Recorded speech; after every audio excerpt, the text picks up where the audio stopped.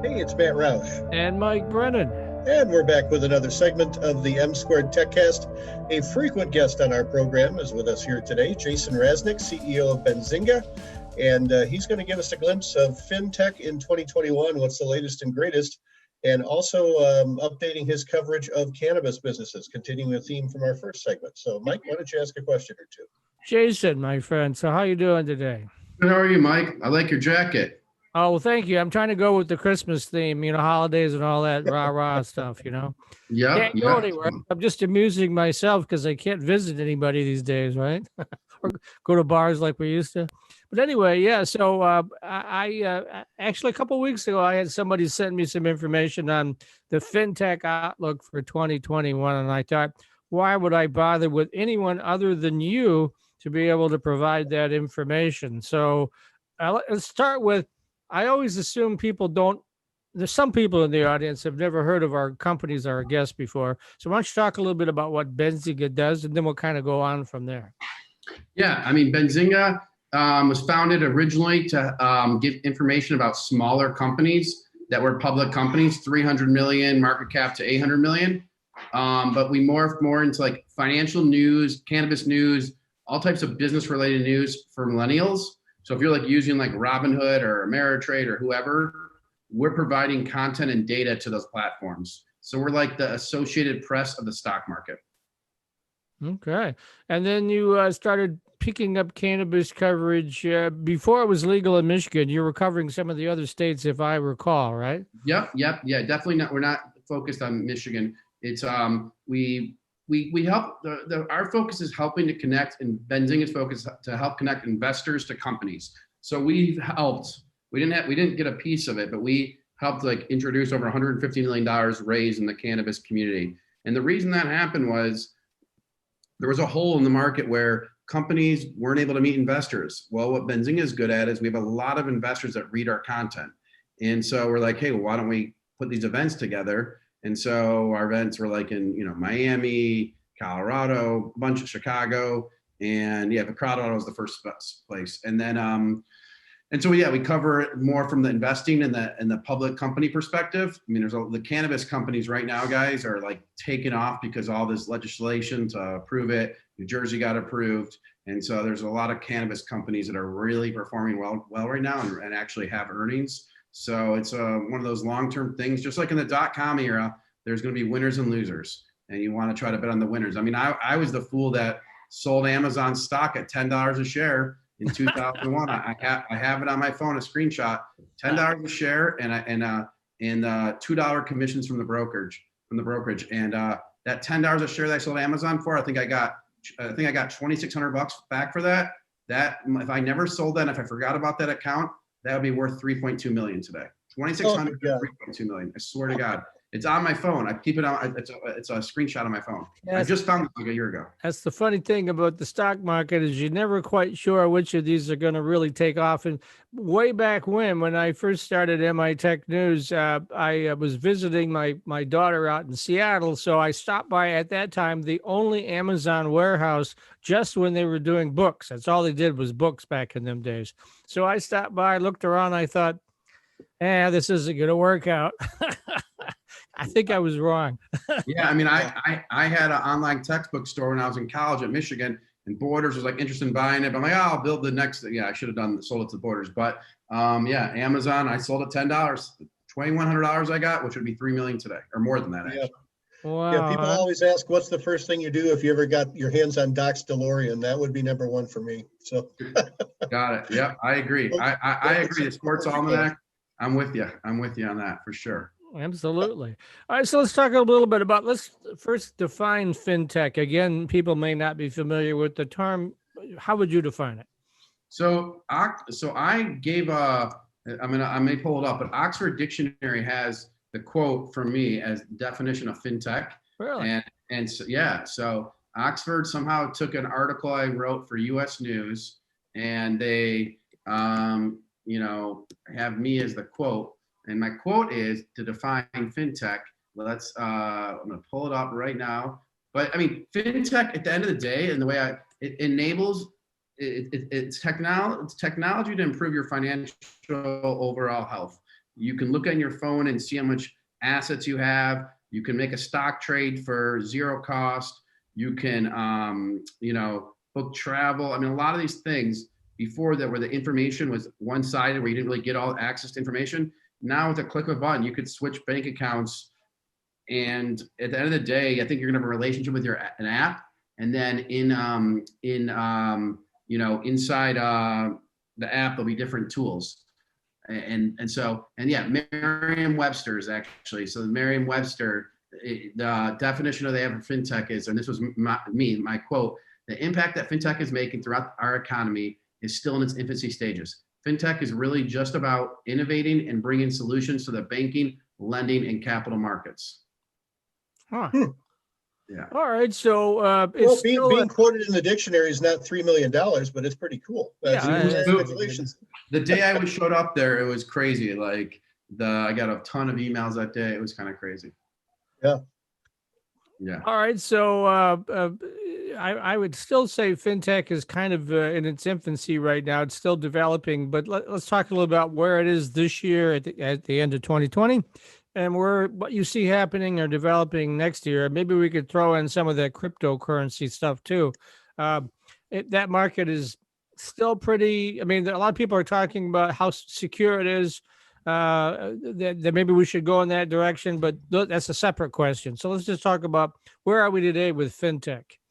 I mean, FinTech is, I would say, still second, third inning. I think a lot of things need to keep playing out. A lot of innovation still needs to happen in terms of why is my interest. If you have savings and like you can't get the best interest rate, you have to take. It's still not easy to go open a new account, and then your credit gets hurt when you apply for a new credit card or close it.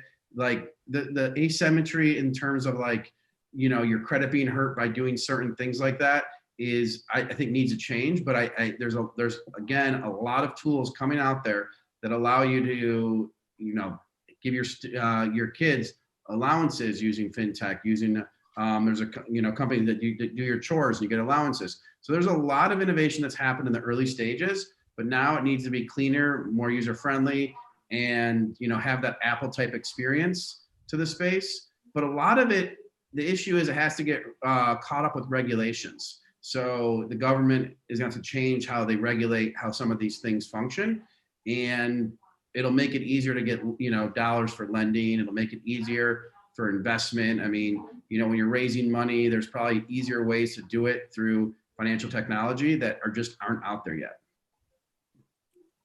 So what would you say? I was just curious about your coverage of the cannabis business. What's different about coverage of that as opposed to other types of investments, as opposed to the other stuff that you do, starting with smaller companies, and branching into sort of financial information for millennials? What's been different about covering the cannabis industry? The cannabis industry, since it's not legal on a federal level, the banking part of it is much harder. And then the other part is people, when we started covering it, looked down upon it. Look down, why you're covering this thing, and now your neighbors are in the cannabis space. So it's an approach like when I would do an event, my mom's like, "Oh my God, why are you doing cannabis?" But now it's like a real thing, and it's definitely one of these things that was looked at in a negative way, and I think now it's becoming a way more accepted norm, and that differs a lot from FinTech. You know what I mean? So that I would say that would be one major change. What's your outlook for 2021? I mean, for FinTech, continuing to evolve and grow, lots of innovative things coming on the market. Yeah, I mean, I think there's gonna be more consolidation. I think there's gonna be acquisitions. I think that you're gonna instead of having so many things, so many different apps, you're gonna have a little bit more consolidation where you get a bunch of tools in one app. I mean, there's a lot of competitors that have come up in the brokerage space. I think you'll see them add new assets to it. I think this Bitcoin thing is actually here to stay. I became a Bitcoin believer maybe late to the game, or I don't know if it's late, but it's confusing, but this thing is rocketing right now. And it's, it's a way to not have your currency, tied to the dollar. And I think that thing is here to stay because the companies like MicroStrategy, PayPal, and others like Square have, bought Bitcoin, and they're using that as a hedge in their business. So I think some of these more innovative new frontiers are going to happen. You just have to be careful, because when you don't know, you don't know. And it's like, I always say, like, take a little bit and explore it. But I think 2021 will be the year of like consolidation, aggregation, where more services will be inside one app. And then the latter part of 2021 will be actually human touch. People are I think, going to want to talk to humans again, and not just do it through an app and get advice and like, what is a 529 plan? What should I do? Because a lot of the stuff you read on the internet, you don't know, people are biased what they're writing, if it's the truth or all that stuff. So I think the latter part will be a little bit more, consumer talking to the company versus just using the app. Speaking of consolidation, the fact that there are a lot of little companies out there doing this reminds me of one I've written about a few times called HT Mobile Apps. It's out of the Ann Arbor, Brighton area, and they do financial apps for credit unions. They specialize in that. And they have products for kids and adults where you actually earn rewards, where you actually earn, money into your savings account for taking financial literacy courses, which is, I think, especially important for kids. Now, that strikes me as the kind of company you think might get consolidated into somebody else. But are there, like, as there are in other industries, are there like venture-backed consolidators and acquirers out there yet, or not? Yes, there are. There are like these Fiservs of the world. Today we had S&P Global buying IHS Market. They're trying to become king debt. Yeah, it's the biggest M&A deal of the year, over 40 billion actually. That's a big one. But yeah, IHS Market was sold to S&P Global, and that's a data play. But yes, there are that. You said that company in Ann Arbor is called HT Apps. HT Mobile Apps, yeah. I love it. I mean, I'm all about financial literacy, so I love it. And it doesn't mean that you have to get consolidated. It's just, it's just like where if you're going to go sell to credit unions and you have this financial literacy tool, does your offering to credit unions better by being with a larger player? That's really what the question is going to be, that I think.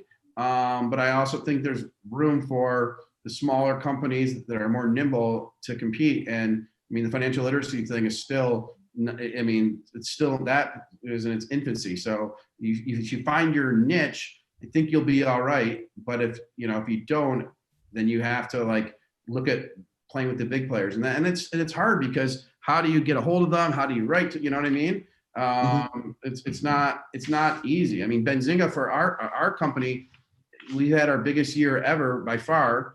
And like, where like, I would say a bigger player would probably be interested in us, but like, how do they know we've had our biggest year? I mean, maybe we'll go out there and put some, media out there. No, you're having too much fun to sell out to the big guys, right? I don't know. Yeah. I mean, no, we're not looking to solve problems, but it's just like, how does that whole thing? So that's to me, it's a FinTech opportunity, a better marketplace for big companies, small companies to communicate a potential strategic acquisitions. Right now it happens through bankers.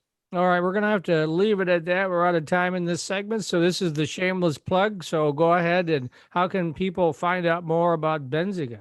You can email me at jason@benzinga.com, or follow me on Twitter at Jason Raznick, or follow Benzinga on Twitter, or just go to benzinga.com or Benzinga Pro, which is our subscription platform. I thank you guys for having me. You guys are the best. You guys are the best. And, these businesses can be tough, ups and downs and all around. And so it's like this year, like when people got home, they started trading more. So we had more readers, but all these things, it's like, you just got, continue to try to build value and find those opportunities, I guess. Traditional four-year students love Lawrence Technological University's thriving campus life, but LTU has always met non-traditional students' needs too.